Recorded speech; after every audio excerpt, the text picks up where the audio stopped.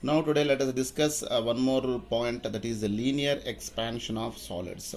We know that when temperature of a linear object changes, its length also changes. That means, so when temperature of a linear object increases, its length also increases, and when its temperature decreases, its length also decreases. Let us consider a rod of length L1 initially at T1 degree Celsius.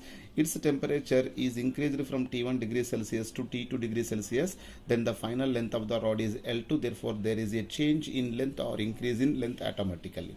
This change in length L2 minus L1 is directly proportional to the initial length and change in temperature. Therefore, delta L is directly proportional to L1 and directly proportional to change in temperature.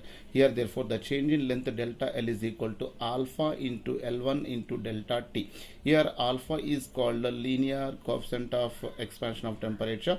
Therefore, now L2 minus L1 is equal to alpha into L1 delta T. By substituting delta T is equal to change in temperature T2 minus T1 and solving, you will get the final length that L2 is equal to L1 into 1 plus alpha into delta T. Alpha is coefficient of linear expansion, as I told you, and it depends on the nature of material and also depends upon the scales we have used in the values to measure. So now the final length L2 is equal to L1 into 1 plus alpha into delta T. When they will give the L1 initial length and alpha delta T, automatically we can find out the final length at any temperature. So now here alpha is equal to, from this principle we can give one more formula for that. L alpha is equal to delta L by L into by delta T. Here delta L by L is called so fractional change in length and delta T is called change in temperature. Therefore, alpha is fractional change in length per unit change in temperature. Alpha depends on scales of temperature also. As I told you, alpha depends upon the nature of material and also depends upon the scales of temperature. Scales of temperature means what? Already we have discussed that Kelvin scale, Fahrenheit scale and Celsius scale. Therefore, alpha value is different in Celsius scale, alpha value is different in Fahrenheit scale and etc.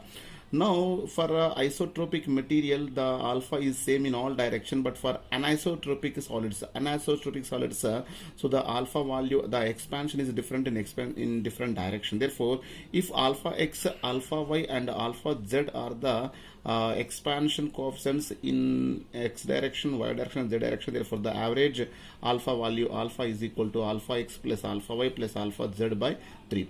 The expansion of a rim and its circumference and radius or diameter etc. also come under linear expansion. Now let us discuss some problems based on this concept. A blacksmith fixes iron ring on the rim of a wooden wheel of bullock cart. The diameter of the rim and iron are 5.243 meter and 5.231 meter respectively at 27 degrees Celsius. The temperature to which a ring should heated to fix on the rim is. This is a wooden wheel and its diameter, its total diameter they have given, that is 5.243, and it is one iron rim. We know that for the bullock cart, this iron rim should be fixed on this wheel. But you know this iron rim diameter is small, that is 5.231 meter initially, and the wooden rim is that is 5.243 meter. So this iron ring fixes on the rim when its diameter also equal to the diameter of the rim itself. Therefore, now let us suppose the initial, of course it is diameter, but I will consider as a length only. L1 is equal to 5.231 meter and L2 is equal to 5.243 meter. Change in length is equal to L2 minus L1 is equal to, by solving this you will get the 0.012. I am taking into, that is 1.2 into 10 power minus 2 meter. Now initial temperature 27 degrees Celsius and temperature T2 they are asking, means what? At what temperature the ring should be heated to fix on this wheel. Therefore, now from the formula here alpha they have given, alpha is equal to 1.2 into 10 power minus 5 per degree Celsius. From already we have discussed that from the formula alpha is equal to delta L by L1 into delta T. Delta T is equal to, here delta T you bring this side, delta T is equal to delta L by L1 into alpha. So change in temperature T2 minus T1 is equal to, here in place of the delta T you substitute T2 minus T1, that is equal to delta L by L1 alpha, and T2 is equal to T1 and is bring minus T1 on that side T2 is equal to T1 plus delta L by L1 alpha. By substituting the values, you will get that T2 is equal to T1 is equal to 27 and delta L is equal to, already we have discussed here, delta L is equal to 1.2 into 10 power minus 2 and 5 point here L1 value 5.231 into 1.2 into 10 power minus 5, 1.2 cancel, 10 power minus 3 goes upside, it becomes the 10 power plus 5, 10 power plus 5 and 10 power minus 2 becomes the 10 power 3, the 10 power 3 value is 1000 and remaining 5.23 is the, therefore now by plus 27, therefore by solving you are getting the final temperature 218 degrees Celsius. Therefore the rim should be heated to temperature that is 218 degrees Celsius. When temperature is heated changes to 2180 degrees Celsius from 27 degrees Celsius, the rim, this iron ring fixes on the rim. Now let us discuss one more problem. An aluminium measuring rod which is correct at 5 degrees Celsius measures the length of a line as 80 centimeter at 45 degrees Celsius. If alpha is equal to 2.5 into 10 power minus 5 per degree Celsius, then the correct length of the line is. Generally you see this aluminium measuring rod measuring the length of a line. That line length, original length will be measured only at 5 degrees Celsius. But here they have given the line length is 80 centimeter at 45 degrees. Means what? The final length L2 is 80 centimeter and final temperature T2 is equal to 45 degrees Celsius. And initial length, initial temperature is T1 is equal to 5 degrees Celsius. Therefore initial value you have to be find which is the correct value for this measurement. So now L1 is equal to, that is we have to calculate T1 is equal to 5 degrees Celsius and L2 is equal to 80 centimeter and T2 is equal to 45 degrees Celsius and alpha is equal to, they have given as usual, and change in temperature T2 minus T1 is equal to 45 minus 5, that is 40 degrees Celsius. And from formula already we know that L2 is equal to L1 into 1 plus alpha into delta T. From this alpha L1 is equal to L2 by 1 plus alpha into delta T, and substitute the values, you will get the answer. L2 is equal to 80 centimeter and alpha value 2.5 into 10 power minus 5 into 40, and 40 into 2.5 that becomes the 100, and 80 as usual, 80 by 1 plus 100 into 10 power minus 5, 10 power minus 5 and 10 power 3, that becomes what? 10 power minus 3.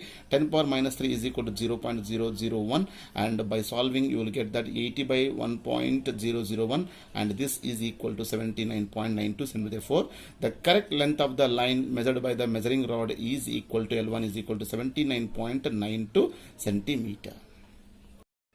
Now let us discuss one more problem. An iron rod of length 50 centimeter is joined at an end to copper rod of length 100 centimeter at 20 degrees Celsius. Find the length of the system at 100 degrees Celsius and average coefficient of linear expansion if the alpha value for the iron is equal to 12 into 10 power minus 6 and alpha value for the copper is 17 into 10 power minus 6 per degree Celsius. Now here the question is just these two rods, iron and copper, both are joined at this point, and initial length of the iron is L1 is equal to 50 centimeter and for that for copper is L1 dash is equal to 100 degrees Celsius, 100 centimeter, and these two rods initially at temperature that is T1 degrees Celsius. The question is when the system means the combination temperature increases to 100 degrees Celsius, what is the total length of the system? Means what the initial total length, what 50 plus 100, that is 150 is the initial length of the system. So now the final length of the system we have to find out. So now total increase in length of composite rod, that is delta L is equal to delta L1 plus delta L2.